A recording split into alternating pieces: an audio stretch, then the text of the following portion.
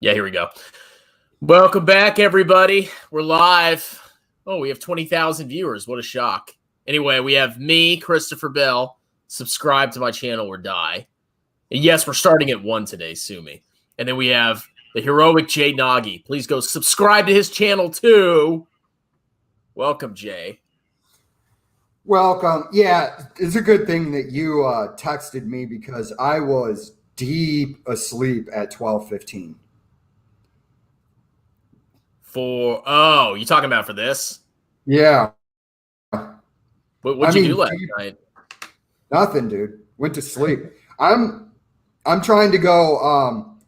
Dude, I've been drinking way too much for way too long, and then I was listening to Rogan, and he's like, "I'm gonna try and go September from now through October and do sober October," and I was just like, "I got to take a break, man." I'm like, this shit has. I'm not doing things that I'm supposed to do because I sit around doing videos, getting drunk. So I was like, I'm out. I'm just devoting myself to sleeping for like the next 2 months. Yeah, I mean, the best way to quit drinking is to have a kid. No, I get it. Down so much. Oh my! I actually miss drinking. I wish we could like switch. It's like you can do what I'm doing, and I can drink more. I don't want to get up with your kid either. I'm like, dude, so I went to bed at probably like 1:30 because I was arguing with some dude about Nio on my channel. And then I woke up at probably like 5 in the morning and I was up for an hour. And then I was moving around. I went back to sleep, and then I was sleeping pretty hard when I heard ding. I was like, oh, I wonder what. I'm like 12:15. At this pace, I would have slept till like 1:30. Nice. Yeah. I mean, you stay up that late. I wouldn't be surprised if you slept in. Oh my God. I already got a donation. Hold on. You're gonna be jealous of this donation, Jay. Hold on. No, Good morning, everybody. Hey, strong man. Thank you, Turner. I appreciate the donation.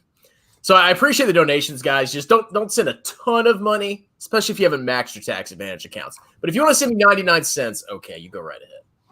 But yeah, so I don't know, man. I've been drinking every day for like 3 or 4 years, and I was like, I'm in my 40s, man. I'm like, this doesn't end well. I'm like, I have to. I'm not saying I'm quitting drinking, but I'm gonna limit going forward how many days of the week I'm getting drunk. And you're probably not, when I'm doing my rants and doing 10K stuff, you're probably not going to see me drinking going forward. I mean, that's a good thing. Like, I just can't drink every day. I mean, I have like the alcoholic gene, like it's in me, but every time I drink, I get a massive freaking hangover. So after like a day or two of drinking, I just have to stop. So that's like the one thing that stopped me from drinking every day. But I don't know if you don't get bad hangovers or something, but I could totally see if you don't, how you I don't really. Yeah, I'm the opposite. I want to drink, but every time I do, it's just I feel like death.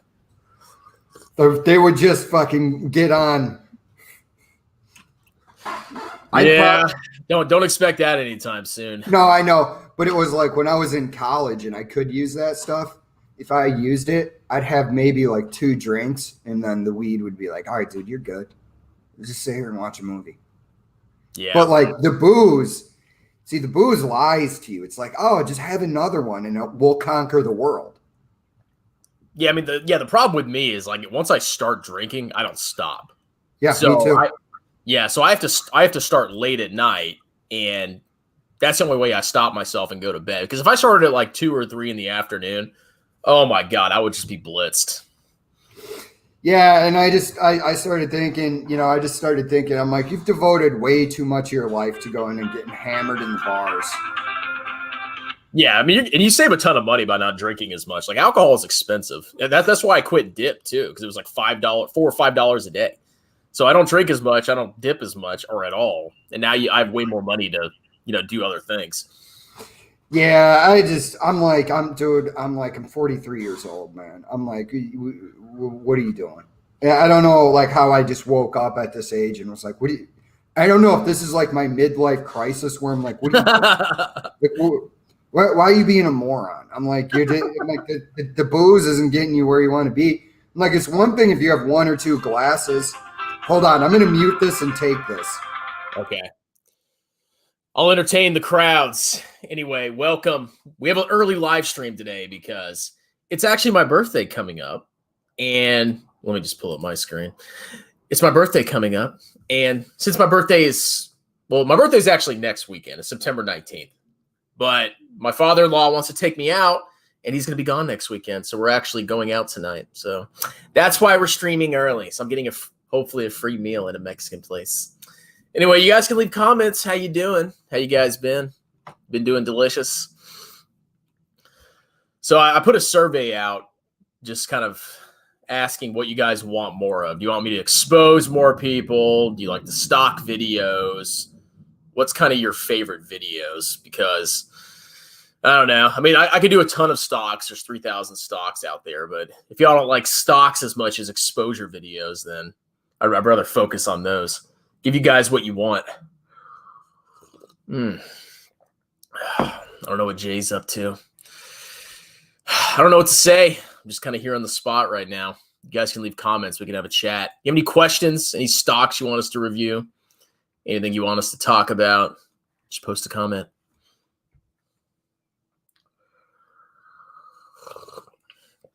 So one thing we are going to talk about is Jay had a phone call with a certain Jeremy LaFufu minion. So I don't know all the details, but he's going to tell us once he gets back from his phone call. But he had a very interesting conversation. And just like I said, they don't know what they're doing. They're full of crap. But you're going to see in reality. And he actually recorded it. So he's going to release it next week probably. And then we're all going to laugh at how stupid Jeremy's little investors are. Geo. Okay, yeah. I know what you're talking about. Geo's the real estate investment trust, right? That does like prisons. I think that's what it is. Steve Madden, shoe.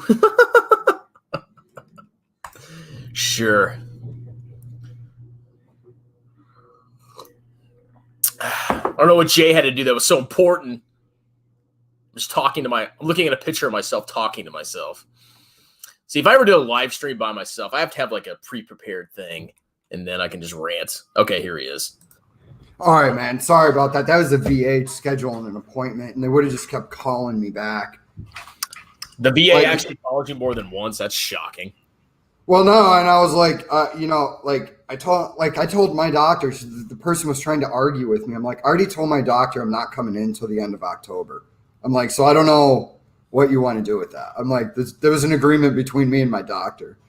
You know, and I've done that job. You as a clerk, you're not going to, well, we want you on the first. Okay, well, take a dump in one hand and want in the other and see which one fills up faster. So Julius thinks you were taking a dump instead of talking to the VA. No, you know, if you were, you could admit that, you know. No, I would. You don't have to be ashamed of that. No, I would, but back to what we were talking about. No, I don't know. I'm just gonna chill out on drinking. I'm tired of it finally at this point in my life.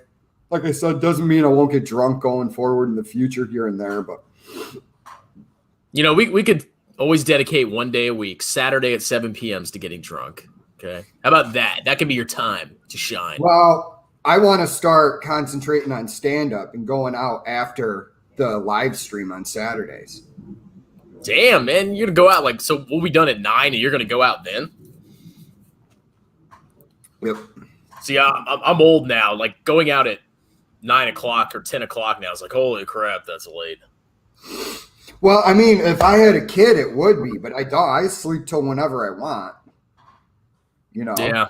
I mean, there's inherent rewards in having kids, and then there's negatives, and there's inherent rewards in being a single bachelor. Like I'll probably die alone in an old home VA home where you'll have a kid to take care of you, and I'll be sitting there and looking. I'll be there with you, Jay. Okay. I'll come to your funerals as long as I get some of your inheritance. Yeah, and I'll be sitting there like looking at the nurses like, hey man, you sneaking me some psilocybin mushrooms? They're like, no, sir, that's not healthy. Like, all right, so we'll agree on some DMT. No, like I'm about to go on a spirit journey. I'm actually reading Brave New World. They have a drug called Soma. Apparently, it's like makes you super happy. So maybe they'll come up with something like that by the time you're like old and about to die. You can just be high on that 24/7. Yeah, I might drink Oktoberfest, but my goal is at the very least no getting drunk till the end of September. On the last day of September, the weekend, I'll probably drink then, like one day, and then the rest of it is sober October. That one final drink session before you go sober. I might drink tonight since it's I don't know. I was telling the crowd, our 6 viewers right now, that so next weekend's my 32nd birthday, but we're celebrating this weekend. So I'm going to a Mexican restaurant at 5 p.m. today. Might as well have a couple cervezas. I'm having margaritas, dude. Nothing wrong with that. But okay, I'll go. So I'll tell you my experience. All right. Oh, so experience about what did you do? Who did you call? I signed up for financial education and got the guy. So sorry, I'm still a little bit. I'm waking up. Jeremy LaFufu. Yeah, Jeremy LaBervy. So okay, this is the big shocker. So he quoted me 3,500. I think they're having to lower their prices because he's not getting as many people. People are getting wise to the scam. That's the only explanation to that. Because I told him I didn't know anything. I had $60,000 in my 401k and I just inherited $100,000. So if they were doing the $20,000 thing, they would have said, okay, so it would be $20,000 for both of for the intermediate and the advanced. But he didn't. Quoted me 3,500. So after I got the numbers out of him, I go, I'm just curious. I'm like, what does Jeremy look at when he's looking for a company? And we started talking about Tattooed Chef, and I said, okay, but he should be doing X number of cash flows per year if you're using a multiple of 20. And I'm like, it's doing negative. And then he goes, yeah, but what you're not looking at is the growth. I go, 8% of the world is vegan. So how much of the market are you going? And he kept coming back. And then I go, yeah, but you're dependent on 3 stores. So what's he looking at? And then he sent if one of those stores goes away, if you actually read the 10K, which you and I did, but if one of those stores drops Tattooed Chef, they're screwed. It was Target, Walmart, and one other company. It's like Costco. Okay, maybe it was Costco. Something like that. Yeah, but so then he sends me that Planet 13 document, and I'm like, okay, I'll look at it later. So this is why I couldn't put that up. He said, do you want to have another meeting next week where I bring in one of our coaches? And I go, yeah, sounds good. Because now I'm going to demolish one of their coaches, and I'm going to put that online. Because I'm going to spend the week creating a financial model on Planeteer. Oh, I'm excited. Yeah. And I'm going to be like, the only way I can do this is what I'm going to say to him is I can only backward engineer the math because your company is not producing positive earnings per share. Thus, I'm going to tell him, thus it has an intrinsic value of 0 unless you take its total assets and you divide it by the shares outstanding. That's the only way I can come up with to give a company with negative cash flows of value. It's you could like theoretically make like, prospective future financial statements. And then at some point in the future, you might be able to project based on trends when there's going to be a profit. And then you could discount that eventual profit down back to the present. But if that's the case, then the company would be super low value, Yeah, that's what I'm doing right now with its earnings per share. But as of today, the only way I've come up with to actually assign a share, if somebody knows a better way, I'm all ears on it. But the only thing I can come up with is total assets, meaning and all the cash, all the plant, property, and equipment, all the goodwill divided by the number of shares outstanding. Yeah, I think you could find if you knew the fair value of the net assets, because like you buy the whole company and you're buying all the assets, but you're also taking the liabilities. So if you bought the company, you pay off all the liabilities, and that's what you have left over. So that would be the only way to value a company that's not producing cash flows. Yeah, so that's what I do. What I do just quickly, because I'm not going to spend a whole lot of time on unprofitable companies. I go to everything money, and I just take total shareholder equity, so that the liabilities are subtracted out of that number, and then I just divide it by shares outstanding. Yeah, and then that equity is going to go down because if they're having losses, it's going to decrease the retained earnings, which means equity goes down and down and down. So it's like buying a car, because you got to pay maintenance. Yeah. Every year the money's coming out, And the only way I can come up with them for financing activities is to continue to dilute the shareholder, which again then lowers the share price. Yeah, I mean the whole scam is they just buy a bunch of hype companies, and then whichever one goes up, they're like, "Oh, see that I predicted that." I got this video coming out for Alpha Status Stocks tomorrow. It's scheduled. Ooh, man, I tore them apart because like their very first video. You'll see they pumped a bunch of penny stocks and they all crashed. Well, yeah, the one I showed in my video, I was like, what are you guys talking about, dude? This company is all over the place. It's doing this and it's going to invent an electric bicycle. I'm like, a business should stick to its business plan. Oh, you mean like Tesla? Oh, cars. Oh, robots. Oh, there. Yeah, well, I'm in a running argument and I can tell this dude's young. Up with a kid about NIO, where I said, okay, I was like, you're calling me an idiot because I'm telling you that the stealth wealth investing guy doesn't know what he's talking about and pushes hype. I go, I'm offering you numbers and you're telling me I'm an idiot. I'm like, one of the two things is true. Either the guy making a financial model on these is onto something, or the dude that is 17 years old using teenager lingo, whose best response is "you're old," is the one that's correct. So I gave him He's stupid. I'm a Gen Z. You're old. Yeah. So I told the guy, I'm like, let me know if this makes sense to you. NIO has a market cap of $63 billion.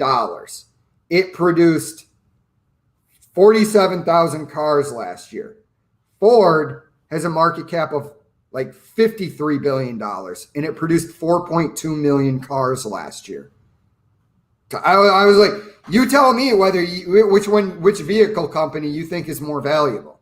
I mean, dude, EV is 100% a bubble right now, 100%. I mean, even if the market's not in a bubble, there's certain parts of the market like EVs that are just totally insane. It's just like any other speculative frenzy where a new technology comes out. It's the future. Everybody buys it, and then eventually they find out it's not as great or as profitable as they thought it was going to be. Well, it's the Peter Lynch quote where he said, if there's one business I don't want to own, it's the hottest stock in the hottest industry. I mean, it's common sense. It's like, I remember a year ago, Tesla was like skyrocketing, and I was like, what the hell is going on here? I'm not buying this. But all the idiots that bought in, they look like geniuses because they saw the stock going up fast, so they bought it, and then it just kept going up. And they're like, oh, I'm so smart. When in reality, they're freaking morons. I don't know what they're doing. It went from 5.5 to $6. Yeah, dude. Kevin pumped Pippo. Yeah, and he's probably got a large enough, fans to copy. And then, he's got a large enough fan base to push. And the SEC is going to clap the cheeks. If they think they're pumping and dumping stocks, I'm just going to tell you that right now. Because it's like, I don't care if the SEC investigated me. They're like, what are you doing? I go, well, I've only recommended one stock, Alibaba. Okay, that looks like a good recommendation. Well, Mr. Bell, are you pumping Total World Stock Market Index funds? I think you're manipulating the Total World Stock Market, so we need to crack down. Yeah, the 354 fans that you have is enough to move the total world stock market. But I can't wait till somebody accuses me of pumping VT. I can't wait. Yeah, it's like, how am I pushing the total world? Like, how am I pumping and dumping? But I forgot what I was saying. Like I said, I'm still waking up. Me, Kevin, Hippo.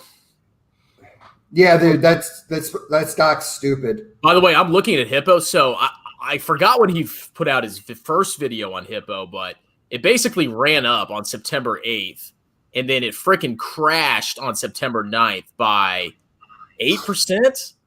So he basically hyped the stock. A bunch of his fans probably bought in, and then it just freaking crashed. Oh, I know what I was going to say. NIO was trading at something like under $1 a year and a half ago. And I realize they have more cash flows now than they did then, but they don't have enough to justify a $62 billion market cap. Yeah, you know what? You know what stock I should have bought? Because I wasn't paying attention to individual stocks, but I should have bought Tupperware. Dude, that stock went up. That's literally a 20x stock from like the lows. Dude, I mean, well, that's the thing. That's the thing. That Tupperware is a perfect stock if it's low. It's like, what does it do? Produces Tupperware. Okay. Yeah, and if you're watching, I'm saying it was a 20x stock. I don't know what it is now, but it crashed down to $1.76 per share. I'm looking now. $1.62 per share during the Corona whatever. And then now it's trading at like $23. That's a 10x. Yeah, and I mean, look, if I was in the market for an individual stock right now, I'm not. I'm stacking cash because the whole buying a house thing wiped me out. But that Momo stock I looked at, I was like, what? Okay, so it's a Chinese company, but I was looking at it and like every assumption that I made, like even the extreme low ends, means that stock is trading undervalued. That's a stock who I might actually go and read the 10K on, even though I'm not going to buy it right now. Because like I said, the goal is putting money in my 401k, and I need 10 grand in savings by the end of the year. So I got to save like 6 grand more. Yeah, well, let me address this, and then I'll tell you what stock I just bought, which y'all should not buy unless you do your own due diligence. If you're real, and we'll get to the other comments in a second, guys. If you're real, tell me which currency I'm donating. So I totally didn't Google it when I saw this pop up, but I think it's the Serbian dinar. Am I right? What? So if I didn't know this was real, if I wasn't real, how would I know what this currency is? I mean, I didn't know what it was. Never been to Serbia. Nothing against Serbia, but anyway, I'm gonna tell you what stock I bought, and then I'm gonna go take a piss because I just drank way too much coffee and water, and then we'll come back, or I'll come back. So I bought Kiwi stock. Remember I did a video about that a couple days ago? What's Kiwi? It's a Russian. It's like it's based in Cyprus, but it's basically kind of like a PayPal of Eastern Europe, of the continent. Okay. So that stock is like, if you look at it fundamentally, it's a freaking buy. But you always have the risk of, well, it's freaking in that area. So, you have like political risk. And of course, you don't even know if you can trust the financials. But I was like, you know what? I'll put $500-$600 into this because it's like an all-time lows. It's freaking those fundamentals. At least if you look at the numbers by themselves, that stock is a screaming buy right now. Yeah, like the Momo stock that I looked at, man, I would just tell you right now, if you read the 10K and you're like, I'm going to put like 0.5% or 1% of my portfolio in it, I'm going to look at you and be like, I don't think you're dumb in any way.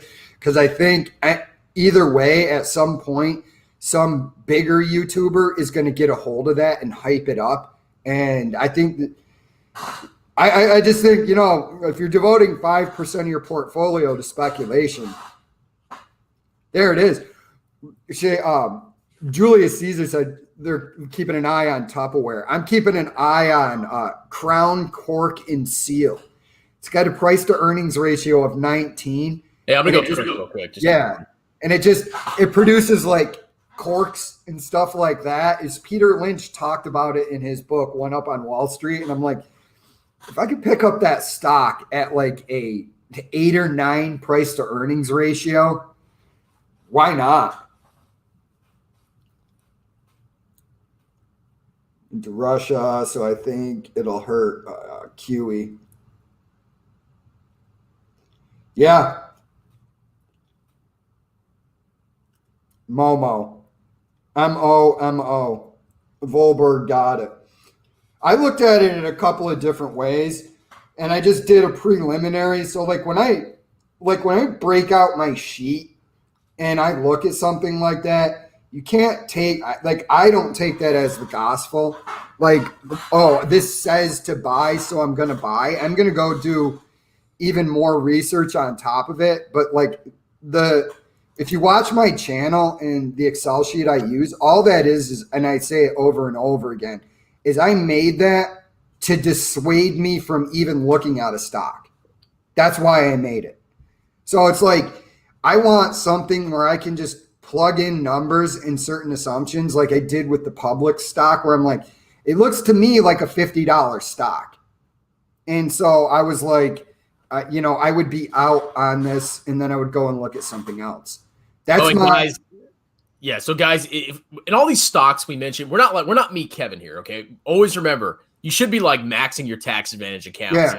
And then once you do that, then okay, you have some spare money. Okay, maybe you can buy some Momo, maybe you can buy some Kiwi, but you don't get like fixated on the stocks we're talking about. We're not saying it's a buy for you because some of them are super risky. And I mean, there is a lot of other ways to look at. There's a lot of other ways to look at these stocks too. So like when I pull up my Excel sheet, I'm like, okay, let me just quickly see if I would even consider putting more work into this stock.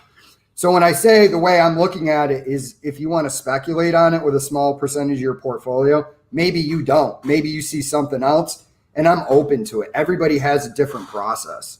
I might actually start a new rule. Like if I can get to the point and make enough money where I'm maxing 401k, wife's IRA, my IRA, and like I can comfortably do that, anything in excess of that, maybe I'll start buying like individual stocks, at least for the foreseeable future.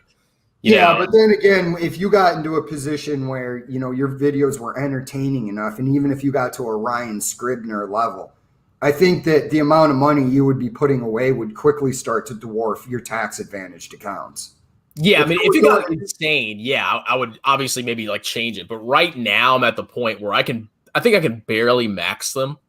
Mm-hmm. And if that's the case, it's like, okay, well, if I have $2,000 in excess, okay, maybe that's what I'll use to speculate, instead of doing the 5% thing. But we'll see. There's like the companies I want to buy. This is honestly what I look for. No brainers.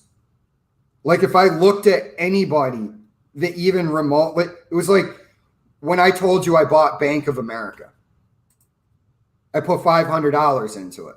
When I was looking at it, I was like, this is a no-brainer. This company is completely undervalued.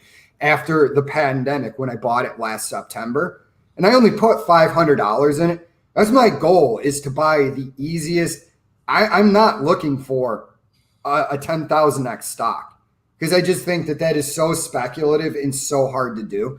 I want to look at a company and be like, okay, it's trading at a 10 PE ratio, and it's this company, and its cash flows are still increasing, and it's a bank. Here's $500. Give me shares in that. Yeah. I mean, all those 10x stocks, like that's like a once in a century thing that you might buy, but they're also super risky. So, but like a 50% gain, 100% gain, that's definitely reasonable for some speculative stocks, especially if there's another market crash, which I'm praying there is, because old Daddy Strongman's going on a buying spree. I agree, but it's like, this is the question I have on that whole thing. So we have interest rates at these historic lows. The United States is so in debt, and countries around the world are so in debt. Can they even stop quantitative easing? I don't know. They can't let rates get too high. Or if rates do get higher, they're going to have to cut a lot of government services, which in a democracy, I don't know how you do that, because everybody's going to. If you go back to like the early aughts, how do you get back to an interest rate of 4 or 5%? We'd have to pay off our debt, because that's the fundamental problem. Is there's so much debt that if we raise rates and we roll over that debt into higher rates, we're screwed. But if the debt's a lot lower, then the government can afford higher interest rates. Yeah, and that's the problem. We after 9/11, see what really got us here is after 9/11. Hold on, Geo trades. I'm writing this down. So, I looked at that, and it's basically like Smith and Wesson. It's like a political stock because it's a private prison REIT, real estate investment trust, at least from what I understand. And if it's a REIT, I'm out on it because I need REITs to be in my tax advantaged accounts. Yeah, I mean this would be a spec stock because like even though it has a super high dividend, you're buying it for like a quick pop if people realize that the fear of private prisons getting shut down is overblown. Then the stock would freaking explode, and then you would sell out of it. Well, that's why it's down so much right now. Not that I won't make money off it, but my personal viewpoint is private prisons need to be shut down. Yeah, I mean, if you don't like them, then you don't have to buy it. I'm a capitalist, and I just understand the efficiency of capitalism. And so, I mean, it goes to its logical end where the prison industry is, okay, well, we need to incarcerate more people every year to drive profits. And it's like, I want you in a society to pay for prisons where it's like, okay, well, we just don't have the money to put a guy in jail who's selling weed. Okay, like, why would I pay for that? But, back to like how we got here because after 9/11, normally wars are supposed to be, paid for through higher taxes. After 9/11, they just broke out the printer and started printing money because they knew that if they started taxing the American citizens to pay for the wars in Iraq and Afghanistan, and they saw it coming out of their paychecks, they would have said, wait a second, what are we doing here with these wars? It still comes out of their paycheck. It's just through inflation. But that's the tax that nobody actually thinks about. Because it's so hard to see because it's like, okay, my Starburst went up by 4% over a year. I mean, you can't really see the difference there. No, but, it's Warren Buffett calls it the cruelest tax of all, but the actual consumer does benefit from a reasonable amount of inflation. Yeah, if you're borrowing money, inflation is amazing. That's why I love my fixed rate mortgage. Woo! Yeah, but it's also, like you said, like how we benefit is that if the currency turned deflationary, are you going to buy your food with an ever increasing asset? No, you wouldn't buy anything. If your money was just increasing in value, you'd be like, can't afford that, can't afford that, can't afford that. Yeah, I mean, with deflation, the whole reason it's bad is because you're waiting because prices are going to drop. So you wait and you don't spend money. And that hurts the economy because the economy is all about spending. That's how they calculate it. So a little bit of inflation is a good thing for the average person, especially if you're a debtor. What's going on, Singularity? Hey, you want to do some comments real quick? Yeah. Kay, dumbass Kevin thinks there's no inflation. That's because dumbass Kevin is making so much money off YouTube. He's not like the rest of us that go and we're like a year and a half ago, me as a single guy buying my steaks, my grocery bill was averaging about $90 a week. Right now, I'm paying about $120 to $145 a week for the same items. He doesn't notice that because he's rich. The rest of us are sitting around like, the rest of us are going, what do you mean there's no inflation? Federal Reserve? I can't afford to feed my family anymore. Like, I don't know how, like, I'll see a family of 3 or a family of 5, and I'm looking at their the stuff in their cart, their groceries, and I'm like, this dude must make a lot of money to be able to afford that. And they'll go in front of me, $500. And I'm like, that's $500 just to feed your family each week. That's $2,000 a month. Now, I make a decent amount of money between my VA disability and my job. And I'm just looking at it like $2,000 a month. That's kind of extreme, dude. Like me and my wife, and of course we have kids. We have to buy them like milk and crap. but I But spend he's a maybe. baby.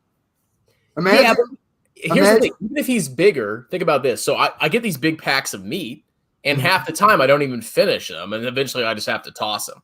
So if I buy the same freaking thing, and now we have a bigger kid, okay, he's just probably going to eat what I would have normally thrown away anyway. I think there's, I mean, I get your point, but there's definitely ways you can save money. Some people just spend way too much money on freaking food because they get like processed crap and 20,000 ingredients, and I don't know. You can always be frugal. Singularity's making a video. I'll watch it. Let me put that in. It's just Singularity 2045. I like that. I like that name too. But we're gonna savage you. We're gonna make you cry. All right, let me do some comments because we can go sequentially. Alex Gardea, I got your email, bro. I'll be responding to you. I like the idea, but let's just say I'm not selling a lot of books right now, so we'd have to talk more details. He wants to like help me, translate the book into Spanish, but I don't make a lot of money off that book right now. What's up, strong man? Did you see me? Yeah. So I'm gonna do a video on me Kevin's 5 stocks to buy because of course they're all garbage. I'm serious. Me Kevin uploaded 5 stocks to buy, and the stocks went up because they all are small companies. Yeah, that's got to be cracked down by the SEC. That's ridiculous. Well, dude. Go ahead. Well, dude, I mean, it's immoral, man. I mean, you're literally, people come to you and they go, hey, man, like I had somebody hit me up on my stuff. He goes, you changed the way I look at things. He goes, I'm young and a student. I don't have very much money. I'm like, okay, go to Fidelity because they don't require any money down. Set up a Roth IRA, max it with the total world stock market. Don't worry about anything else until you have enough money that you don't care about losing it. Because my ideas about what a stock's going to do, I don't know. I could be wrong on BABA by a wide margin. Warren Buffett talks about all the mistakes he makes. And in Everything Money's video today, they said if you get it right 50 to 60% of the time, you are a great investor. And that's all you're looking for. And if you can become incredibly wealthy by being very cautious and getting a 50 to 60% success rate on really good companies. I think you can increase that rate by just being extremely conservative. I mean, yeah, when everybody else is projecting high revenue rate growth and all that, you can be like a way more conservative, and you'll probably be right because you're basically building in a margin of safety. Well, dude, this is what I was thinking about the other day. I'm like, if you just invested, keeping your price to earnings ratio, profitable companies between 9 and 11. You were like, I'm not buying anything outside of this. Cash flows are increasing, no debt. If you just went by those simple metrics, read the 10K, I think you would do extremely well. And somebody could say, well, you're going to extreme and being so overly cautious. Good. Then if you can't get it, if you can't get that stock for what you want it, why buy it? It's like you do that with everything else in life. You're like, oh, I want this computer, but it's too expensive right now. I'm going to wait till it goes on sale. So why wouldn't you just apply that to the stock market? Yeah, and the whole logic, like if the average person does not make enough money to max their 401k and their IRA. So I hate to break it to you, but if you're not at the point where you can't max those, you shouldn't be screwing around with individual stocks. You should focus on increasing your income and maxing those. And then once you do that, then you can start considering individual stocks. But it's not exciting. Well, yeah, I think being wealthy and retiring early is extremely exciting. So, I cannot wait to get his coach on the phone because I want to see what this guy is saying. Like, I cannot believe, I don't know if I mentioned it, that they were putting terminal multiples on Palantir every year and then changing them the next. And I'm like, your terminal multiple is going to be what you think it's growing into in perpetuity. Why are they pumping Palantir? Like I've never seen Jeremy talk. It's the latest hype stock. I like, it's just a rule I have. Negative negative cash flows. I don't know. Palantir might have turned a profit recently. I haven't looked at it in a while. Probably not. Negative cash flows and share dilution. Like, why am I even looking at this stock? Yeah, it's just another cold stock. Yeah, no PE ratio, so I don't think they had a profit. Yeah, net income for the quarter ended June 2021 was negative $138 million. Wow. It's like, imagine if I came to you and I said, hey, man, you want to buy my lawnmower business? You get my lawnmower and everything else. I'm going off to college. And you're like, okay, well, how much are you charging? $6,300. And what do I get for that? You get no clients and a $400 lawnmower. Yeah, but is it a disruptive lawnmower business? It is, because your lawnmower produces other lawnmowers that are autonomous, and then they just fan out through your neighborhood like John von Neumann machines and just exponentially mow grass. Dude, the best thing I ever saw. So I was looking at Hippo stock. I made a video on it.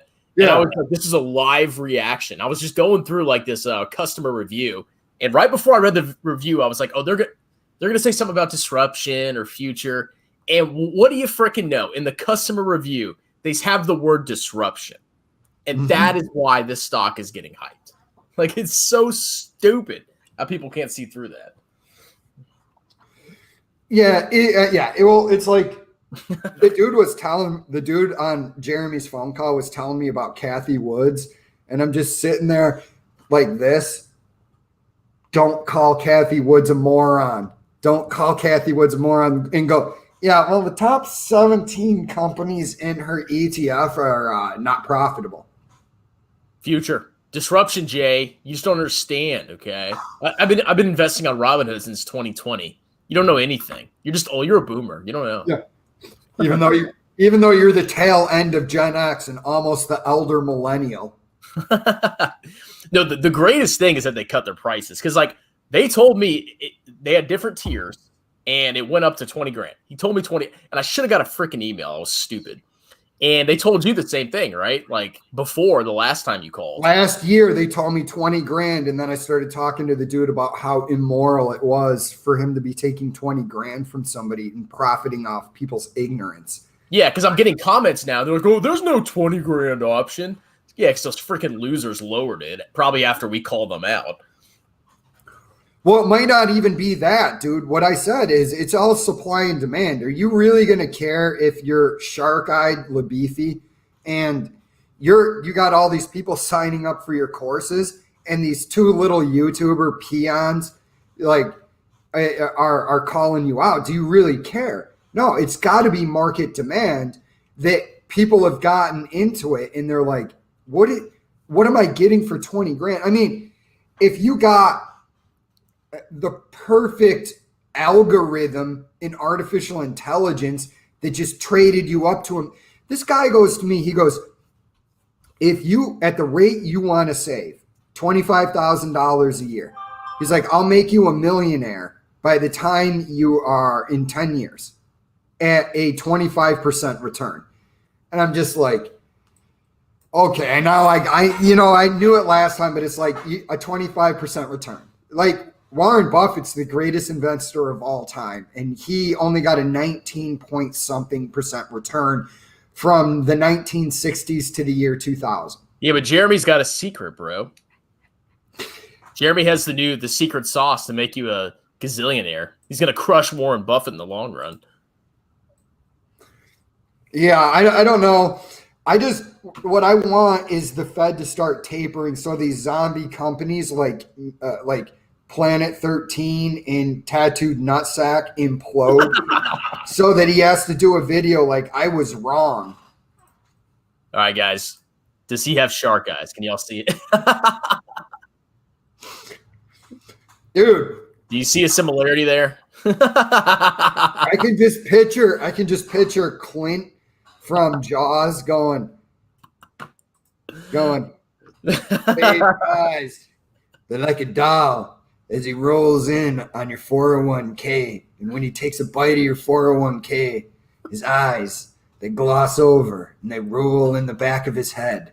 like a doll's eyes. I don't know. I can't do a good Quint from Jaws, but it just like at that scene describing LeBurvey in your financial future, it just makes me picture him coming in to take a chunk out of it. Oh, you wanted to max your 401k this year, huh? Interesting. Jeremy. What a scumbag. I'm glad he dropped his rates, though, because 20K was ridiculous. $3,500 is utterly ridiculous. I got to send you what they did with the 10K. They highlighted certain areas, and I'm like, I can read. What did they highlight? The management discussion and analysis, probably the most hyped part of the 10K. Yeah, it's just parts where they make a point on what's going on, and they're highlighted for you. That's what you get on the 10K. It's wow, here's 20K. Yeah. It's and you know, like I had to say certain things that you'll see, and you'll see like the contortion in my body language having to say it, where it's like, now why would you want to join Jeremy and learn from him? I'm like, don't you want to learn from the best? When you're, because I'm just saying this stuff, so that, and I'm just like, God, I just want to come down on this dude. I can't wait to see when you actually upload the conversation you had.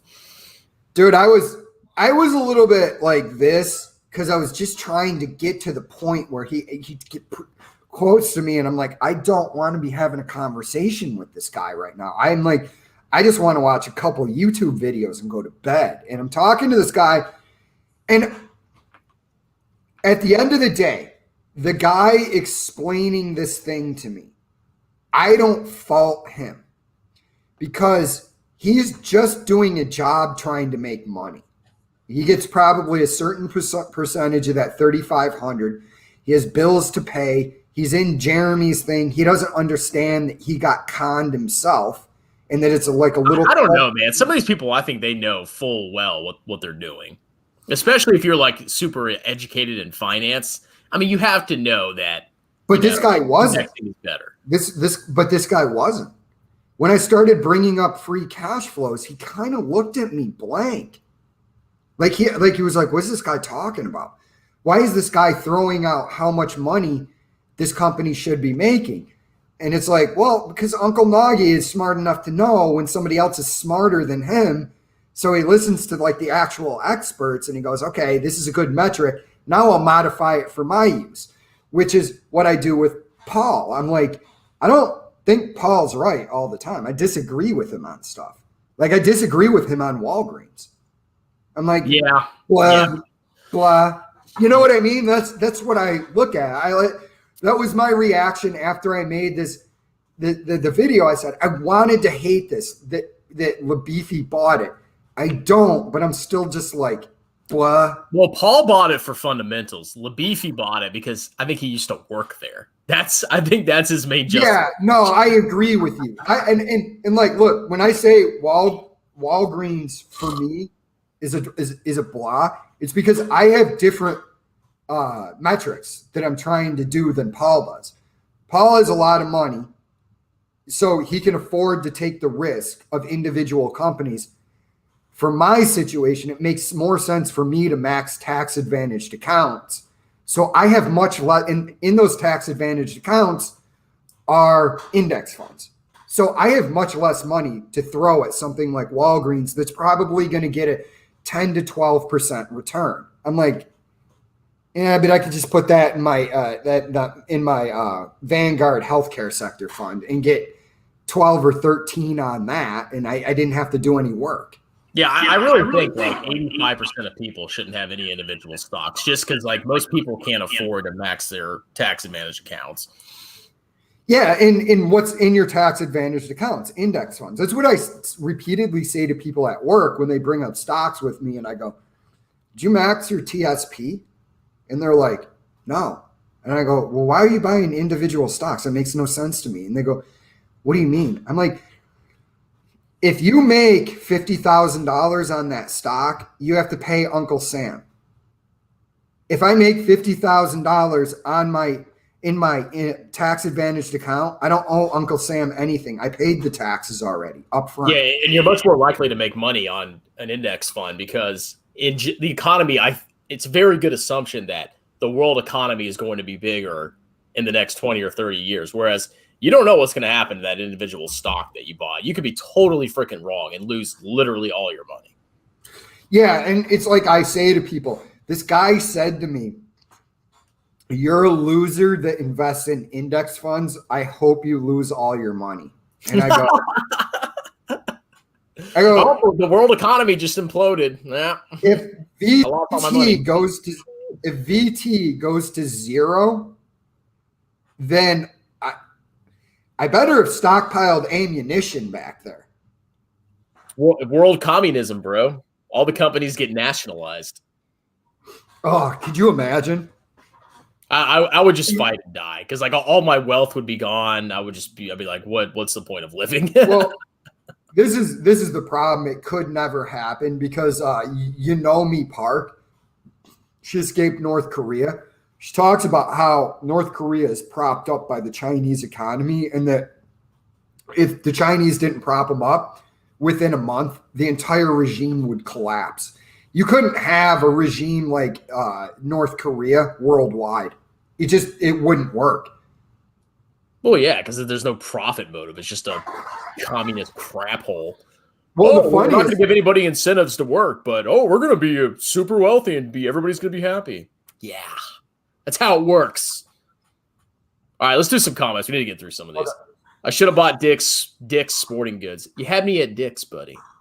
And I'm not a fan of Dick's. I don't know. I mean, just from like an initial assessment, I don't know. Maybe I need to do more research, but I feel like it's just like a dying store. Well, they on Everything Money, they're a big fan of Foot Locker, and I'm like, I see that you can make money on it, but I'm like, blah. That's what my thought is about it. Blah. That's one of those stocks that ran up, I think, because of the pandemic. Everybody had their stimmy checks. Oh, let's go buy some nice shoes.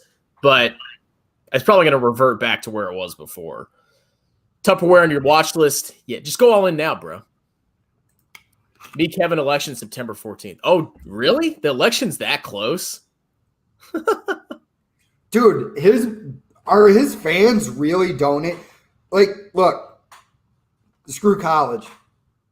On Meet Kevin, the guy's face pisses me off so much, I'm afraid I'll punch a hole in my computer. Hey guys, Meet Kevin here. Yeah.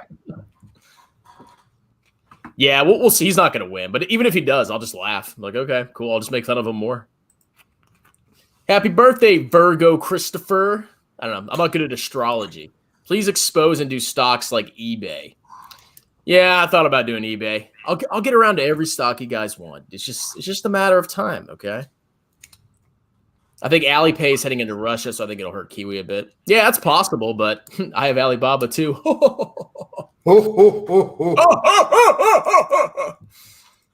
Momo market cap. I think I'm gonna look into Momo, dude. I might actually put like $500 into it. I wanted to read the 10K because I didn't even know what Momo was when I actually did. And I would honestly prefer that I don't even know what the company does really or what it is when I do the cash flows. That way I don't bias myself where I'm like, well, this is kind of close to like metrics. Let me go find out what this does and what the expected market is. It's like I did the Publix one and for Nate, and I'm like, I really can't get beyond 7% growth for Publix, where it's the dividend plus inflation, plus the 2% that the grocery industry is expected to grow going forward. That's why I used 7% growth and I came up with the 2% real growth or including nominal growth?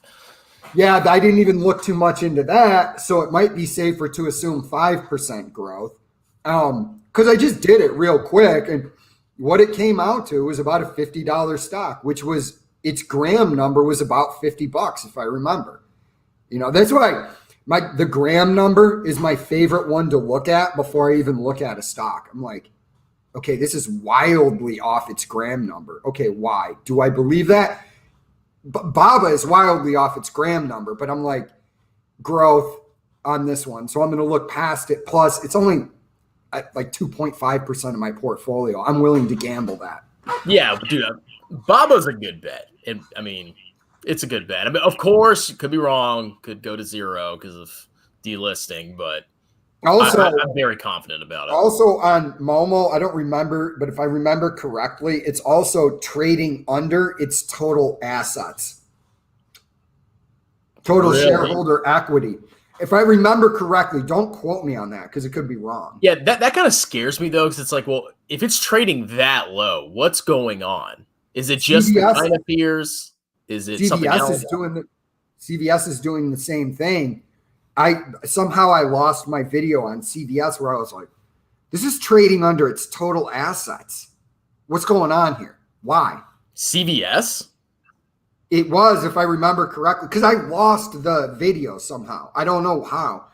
And I was like, I have to look. I was like looking at it. I'm like, maybe I have to look at CVS's 10K. I was like, I don't know what's going on with this company. CVS has a $110 billion market cap, and then let's see what its total assets are. It's like 220 or something.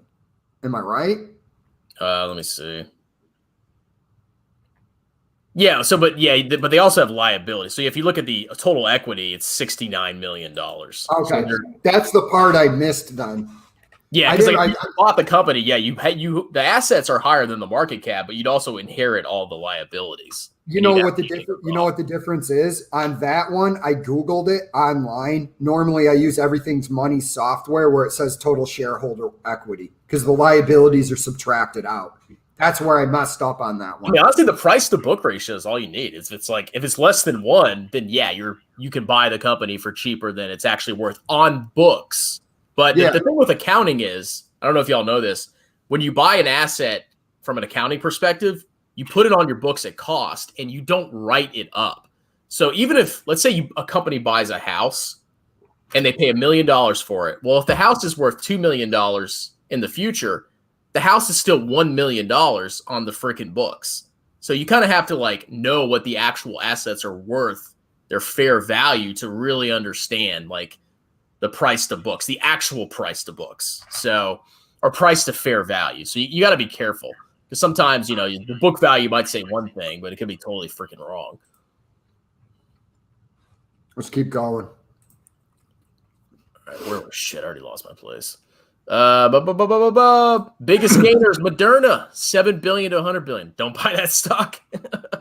Don't buy that stock. You want to know, when you brought that up to me, because I love the fact that I talk about a massively overvalued company, and then he'll go, Moderna's even worse. And I'm like, okay, got to look at that. But it was funny. Last year during the run-up, I hadn't looked at Moderna, and all these people were telling me that know nothing about stocks. They're like, yeah, I'm making a crap ton of money on Moderna. This is easy. And I'm like, sometimes I really think the market is just totally stupid sometimes. Because it's like, do you really think Moderna going into the future is going to be making enough money to justify that market cap? I mean, I could see it over last year, but are people pricing in the future with the stock, or are they just buying it because it's vaccines? Well, dude, that guy I talked about, Cameron Stewart, I don't know how I feel about that guy anymore. I looked at him in his view of Twitter where he said it's going to make about 6% going forward. I'm like, Twitter is a 93 price to earnings ratio. That implies a massive negative return going forward. What are you talking about that it's going to get 6%? He's doing discounted cash flows, but I can't figure out what his logic is when he's saying these things. He's probably smart with the discounted cash flows. He's probably better than both of us. I mean, I'm an accountant, and I'm a bachelor's. This guy's a CFA. But, I mean, just because you're good at discounted cash flows doesn't mean that you have good assumptions that go into it. It's all about your assumptions that really shape the numbers. Oh, this company is going to just grow indefinitely by 10% and be larger than the world economy. That doesn't make sense. That. I don't know. I'm like, after seeing some of his assumptions, one of his assumptions that he thought was fair was that Microsoft would have a $7 trillion market cap in 2030. And I'm like, homie, Microsoft is overvalued by about double right now. I would guess Microsoft would be worth $2.5 trillion or 2.2 in 2030. Jesus. Yeah, a lot of these large caps, I think they're going to be way lower. If you go, I got to piss like crazy again. Go ahead, man. Sorry, I drank a lot of water. Yeah, let me look at some stuff. The world economy is, wow, I'm studying accounting and I learn more here than in college. Like, yeah, I don't know. A lot of times college is really dependent on how curious you are on the subject and how much you learn about it outside of the subject. I have a guy at work that I work with, and he's a nurse, and he used to be an electrical engineer. This guy runs financial models in his spare time at home, and this dude has blown my mind with stuff that he said to me more than a few times where I'm like, oh, this is a guy I need to learn from. He never studied accounting or finance, but yet he's very knowledgeable on both. So I think a lot of it is how much extra are you doing outside of it? Because college is so easy. College is so easy that there's degrees. I bet you right now I could go and get a business administration degree in college and know nothing about business administration if I didn't want to and just pass the tests. There's so many degrees I could do that with. Just leave college with no knowledge of the actual subject after 4 years. I want to vomit thinking about doing a business administration degree. Oh, I hate that crap. I'm trying to get to the 3:30 to midnight shift because I applied for that job, and I'll probably go get a minor in accounting. You're going to get a CPA, Jay. If I quit working tomorrow, and if YouTube started paying my bills and I was like, I was done, I'd do stand-up comedy and continue doing cash flows. I'd probably go back to school and get an accounting degree while I was Might as well. I mean, like, if you want to be an investor, if you have the finance and the accounting, you put them together. Like, if you're a CPA and a CFA, I mean, I'm still with you though. Then this is my advice all the time. If you're somebody young and you're looking at the two, go accounting. I wish I would have went accounting. The formulas that you learn in finance, like your gram number, are so easy, dude. I mean, 22.5 times your EPS times your book value per share. You know how to do that math. Yeah, and that's, but by it's the just way, I'm not as exposed to a lot of finance concepts as other people.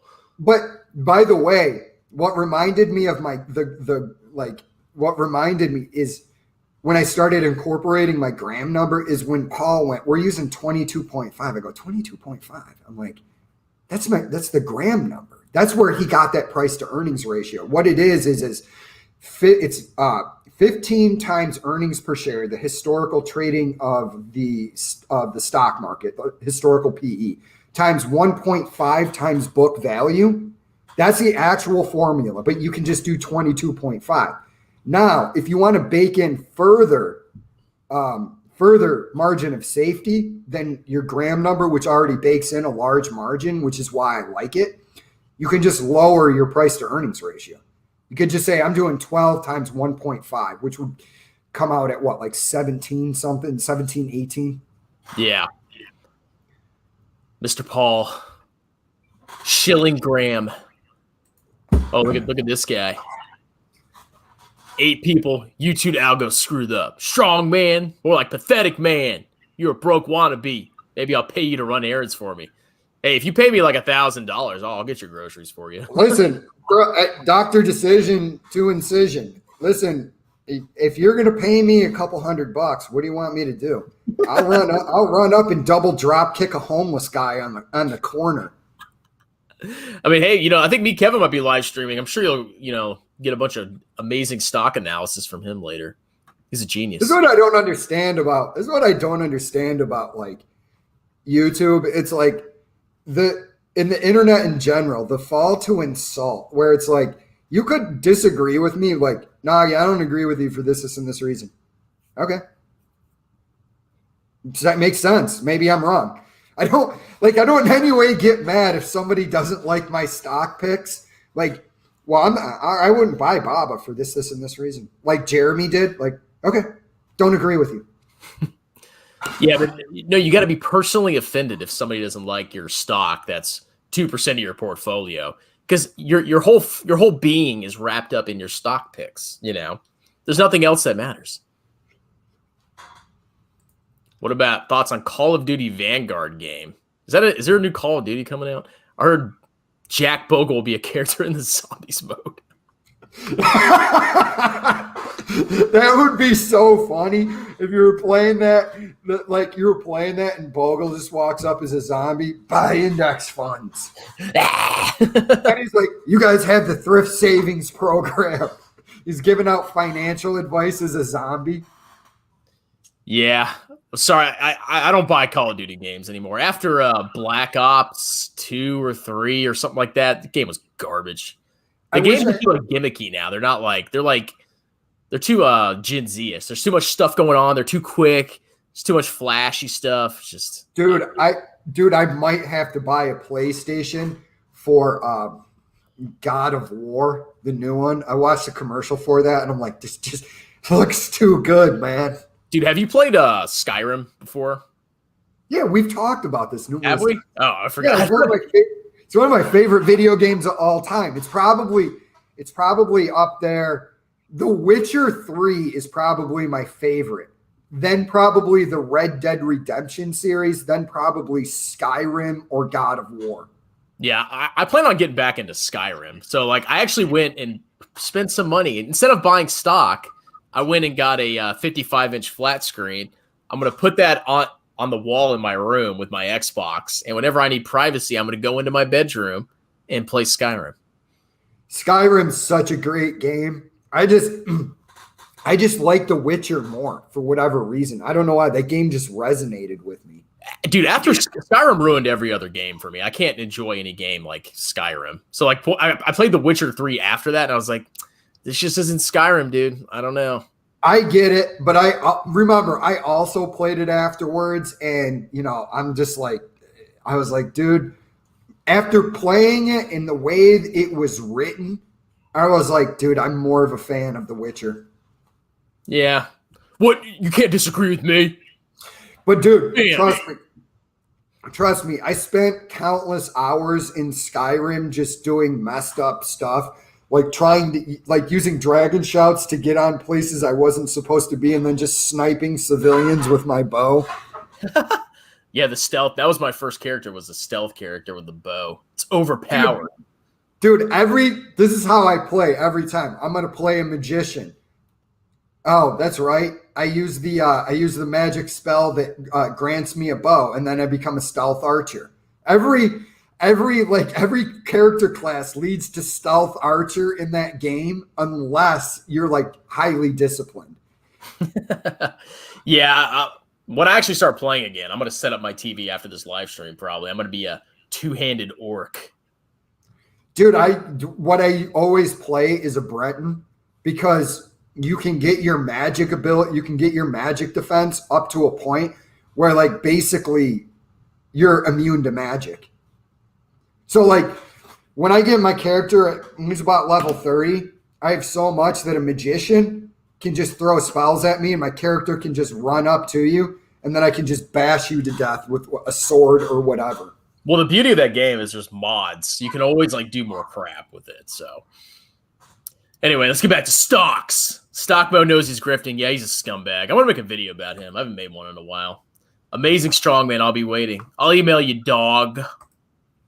It makes more sense to put half my portfolio in the very good company to me. Very good food company. I hope you're joking, dude. Yeah, he is, man. He's always trolling us. LOL. The world is going to – it's true. The world's going to zero. You need to buy AMC to protect yourself. Historical cost. Yes, that is an accounting concept. So that's why – because I looked at what is that company, Michael Saylor's company? What's it called? Micron or something like that. MicroStrategy. Yeah, MicroStrategy. I was like, why is this company valued so high? Because you look at the Bitcoin on the balance sheet, that's at historical cost, but really it was worth way more than that, which is why it was trading for so much. That grifting moron literally went on and said Bitcoin is hope. Cool. Hope isn't quantifiable. Bitcoin. It's going to save us, to make us, everybody's going to be a trillionaire. We're all going to be happy and never be sad. And the world's going to be a beautiful place because of Bitcoin. Wow, I'm studying accounting. I've learned more here than in college. Yeah, I mean, what can you say? I mean, I'm just an amazing accounting teacher. Screw college. Have you completed financial and managerial accounting? Managerial sucks, but it's good for you. They don't teach much in my college. I have to learn it myself. Well, screw college. If you want a tutor, I'm here for you, buddy. I am going to charge, but, you know. Not intermediate. Yeah, accounting's a pain in the butt, but once you learn it, it's pretty good. Well, it's a skill. That's what I say to people now is finance is a degree, accounting's a skill. That's why accounting's, but this is coming from a finance major. So if you are watching us and you're like, I'm going to college for one or the other, I don't know which one. If you can, double major, but if you have to choose one, choose accounting. Yeah, when I got out of the Army, I was initially like, oh, I'm going to get a master's in finance. And then for some reason, I stumbled on accounting. I was like, oh, I'd rather get a bachelor's in accounting than a master's in finance because, like, I needed a freaking skill because I didn't have one. So, like he said, if you can double major, that's even better. But, yeah, you definitely want to choose accounting. And then in the future, once you're established, then you can go back and study finance if you want. Electrical engineer, is that what EE means? Elementary education? Dude, if you're EE, man, you're getting up in that calculus 4 level, man. You could start running derivatives, dude. Banks will pay you. If you can do that, if you can just simply do the math on the derivatives, banks will pay you $100,000 a year. It's elementary education? No, it's electrical engineer. The Witcher 3 is a little better. What's wrong with you? You guys like Fallout 3 in New Vegas? So I love New Vegas, dude. New Vegas is in my top 10. I just loved running around with that 50 cal and just gunning down what are those giant monsters with the claws? Death claws. Yeah, they have those in Fallout 4 too. But like, so Fallout 3 in New Vegas for me, if I haven't played an old game and I don't have any nostalgia for it, it's hard for me to play it. So like I tried both of them. I was just like, the graphics are okay, but I'd rather play a newer game with better graphics. Oh, he's a rectile eruption degree. I might get into banking or blockchain engineering. If you can make money, man, and like it's the math. This is what I tell people. I'm like, you're going to school and you're not doing STEM or accounting. Basically, I think you're just wasting your time. Jay. But you could graduate and then be a professor at that school. And then and I think that you would be better served by a skilled trade. And that's just my opinion. Like, I mean, if I was starting out now, this would be my advice to like 18-year-old me. What I would say to 18-year-old me, I'd be like, either just go to a tech school real quick, get a job as a welder, plumber, something like that, or even medical billing and coding. I keep bringing this up. It's an easy job that pays $16 to $32 an hour. Go to school for that. You're making good money. Then go to school for accounting or a STEM degree, and the skill will pay for that degree.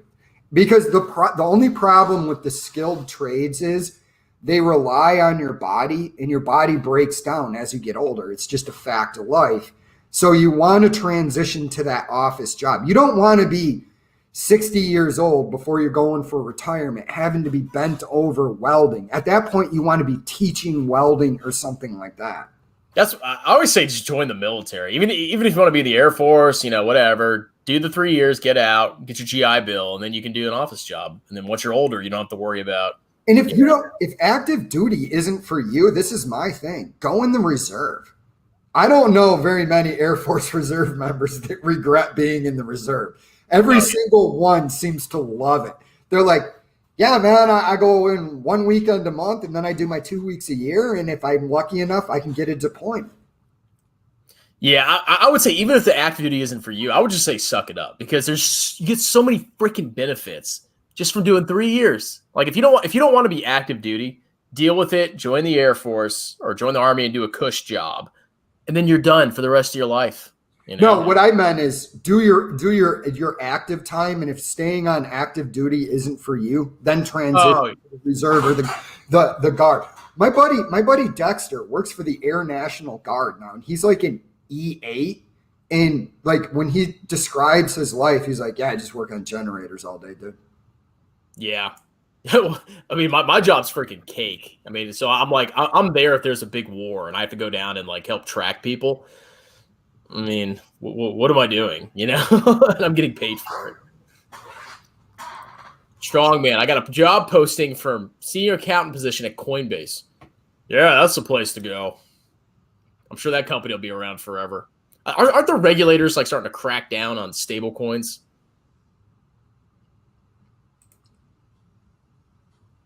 Calculus 1 was derivatives. Oh, God. I took calculus in high school, but ever since then, I was like, nah, I'm good. Bro, I went through calculus 1 for my degree, and I was just like, okay, man, I'm done, dude. I'm like, I like math to a certain point. I'm like, this is just going much further than me. Yeah, pretty much everybody I know says calculus 4 is a nightmare. Yeah, I mean, if that was my only option, like if accounting didn't exist, okay, I would have to do calculus. But I've just never been interested in like, you know, super advanced math or like engineering type stuff. But so luckily there's the option to do accounting. Otherwise, I probably would have to do it anyway and just suck it up. I mean, look, if you could make good money in human resources, do it. Understand though, you're going to get frustrated with a lot of the level of intelligence of human resource people. You will. Trust me. Yeah, accounting. I like accounting because people are quiet and they don't talk and they're not annoying. Calculus, yeah, calculus sucks. Forget about an accounting degree. Go to University of Meet Kevin Paffin joke. 40% off course. 40% off. I need to start doing 40% off. Stop being a broke loser. Yep, there it is. Yeah. I currently work in HR. It's crazy. Like when I go down there, and this was my experience with HR. Oh, do you have a bachelor's degree? I go, yeah, 2 associate's degrees, heating and air conditioning. I'm like, how do you not know this? Go, oh, I must have just missed it. I'm like, it says at the top of the resume, bachelor's degree, University of South. I'm like, okay, all right, this is what I'm dealing with. That's fine. God, I would quit that job in an instant if I worked in HR. Accounting and MIS is a good combo. Yes, it is. Yes. I probably should have done that. But my first degree was history because I was lazy. But I could have done this in college and probably been even smarter. All right. So anything else you want to talk about, Jizzy? I don't know. Is there anything to talk about? No. Might cut it short today. Yeah, no worries. And I got to watch the kids, so. Yeah, I'm not worried about it. I like doing it in the afternoon. Just today I'm a little bit off because I don't know why. I was just sleeping so hard at 12:15 when you hit me up. Yeah, I mean we can do afternoons going forward, but I mean, yeah. It just all depends on what we're doing because like I might be going out Saturday afternoon or. Don't worry about it, dude. I'm a single guy. I can work around your schedule. I'm not worried about it. That's right. Like when we were originally doing it, it was later. And you go to bed early. I was like, well, I'm a single dude. I don't give a shit. 8 a.m. That's not going to work for me. All right, we'll do these last comments and then we'll close out. Everyone is quitting, LOL. Yeah. Palantir sounds like plantar, the bottom of a foot. Yeah, I know. I have plantar fasciitis. Palantir fasciitis? Mm-hmm. I like doing it in the afternoon too. Yeah, the afternoon's not bad because you have the rest of the day. I mean, it seems like the viewership's a lot lower during the afternoon, which makes sense, but whatever. People can view it later. I don't care. Yeah, I mean, it's just that It's like we did the one at 1 o'clock, and then I was sitting there and I was like rocking in my chair. I'm like, wait, I got the entire day. Normally, I'm trying to get stuff done before 7. I go and I eat, and then I go to the gym and I do my laundry, and I'm rushing home. The last time I was like, I do whatever I want. I got done with my stuff, gym, and buying groceries at like 9 o'clock, and I was like, oh, okay, I can make some videos and then just go to bed. Yeah, and if you ever have a schedule change, because I'm off work at 5:30, even during like weekdays. So if you ever have a new schedule or you have a day off, we could even do like right as I get off work, and just get it done during the week.